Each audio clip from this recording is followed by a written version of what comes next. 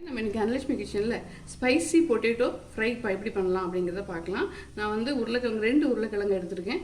இதை மாதிரி இப்படி கட் பண்ணி நான் வந்து இதை வந்து கொஞ்சம் மஞ்சத்தூளும் கொஞ்சம் உப்பு போட்டு ஓரளவுக்கு ஒரு 50% பாருங்கள் அவங்கன்னா லேசாக அவங்கிற மாதிரி நான் இதை குக் பண்ணி வச்சுருக்கேன். இப்போ நம்ம மேரினேட் பண்ண ஆரம்பிக்கலாம்.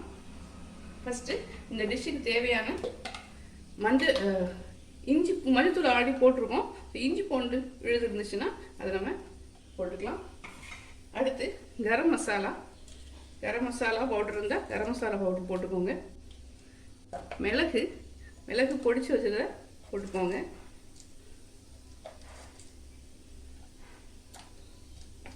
அடுத்து சோம்பு பெருஞ்சீரகம் சொல்லுவாங்க இல்லையா, அது கொஞ்சம் போட்டுக்கலாம். அடுத்து மல்லித்தூள், அடுத்து மிளகாத்தூள். நீங்கள் வந்து சில்லி ஃப்ளேக்ஸும் நீங்கள் போடலாம். நீங்கள் சப்போஸ் காஷ்மீரி சில்லி வச்சுருந்தீங்கன்னா அதை வந்து ஒரு ஸ்பூன் போட்டு கூட வந்து சில்லி ஃப்ளேக்ஸ் போட்டுக்கோங்க. நான் வந்து காஷ்மீரி சில்லி போடாமல் வெறும் சில்லி பவுடராக போட்டுக்கிறேன். ஏன்னா இந்த வெயிலுக்கு சில்லி ஃப்ளேக்ஸ்லாம் வேண்டாம் அப்படின்னு பார்த்துட்டு தான் போட்டிருக்கேன். அடுத்து கொஞ்சம் ஜீரகப்பொடி.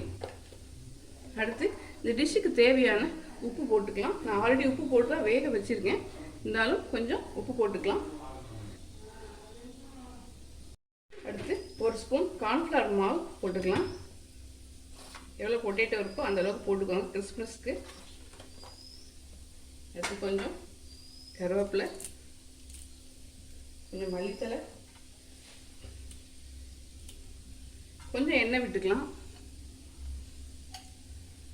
இந்த ஒட்டுறதுக்கு எண்ணெய் விட்டுட்டு இப்போ இந்த பொட்டேட்டோ ஃபுல்லும் போட்டு நம்ம நல்லா பெரட்டி கொஞ்சம் தண்ணி விட்டும் நல்லா எல்லா பக்கமும் அது படுற மாதிரி பார்த்துக்கலாம். மேரினேட் பண்ணி வச்சு ஒரு 1/2 hour ஆச்சு. இப்போ நம்ம கடாயில் எண்ணெய் விட்டு நம்ம கொஞ்சம் கொஞ்சமாக போட்டு உதிரியாக போட்டு ஃப்ரை பண்ணி எடுப்போம். பாருங்கள், நல்லா கிறிஸ்பாக பார்க்கவே பாருங்கள், நல்லா அழகு கலரில் கிறிஸ்பாக வந்துருக்கு பாருங்கள். நல்லா பொறுமையாக மீடியம் ஃப்ளேமில் வச்சு நம்ம ஃப்ரை பண்ணி எடுத்துக்கலாம். நான் நல்லா மீடியம் ஃப்ளேமில் பொறுமையாக உதிரியாக போட்டு எடுத்துருக்கேன். ஒவ்வொரு இதுலேயுமே பீஸ்லேயே பார்த்தீங்கன்னா நீங்கள் நல்ல மசாலா நல்லா ஒட்டிருக்கு தெரியும். இது மாதிரி நல்லா கிறிஸ்பாகவும் இருக்கும். நான் வந்து இன்றைக்கி வந்து மதியத்துக்கு இது சைட் டிஷ்ஷாக எடுத்துருக்கேன் பருப்புக்கு.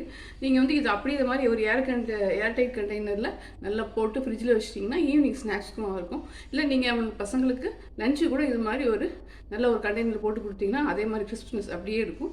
ஒரு சூப்பரான potato fry, spicy potato fry பார்த்துருக்கோம். இன்னொரு சூப்பரான டிஷ்ஷில் மீட் பண்ணலாம். மறக்காமல் சேனல் லைக் பண்ணுங்கள், ஷேர் பண்ணுங்கள், சப்ஸ்கிரைப் பண்ணுங்கள். தேங்க்யூ.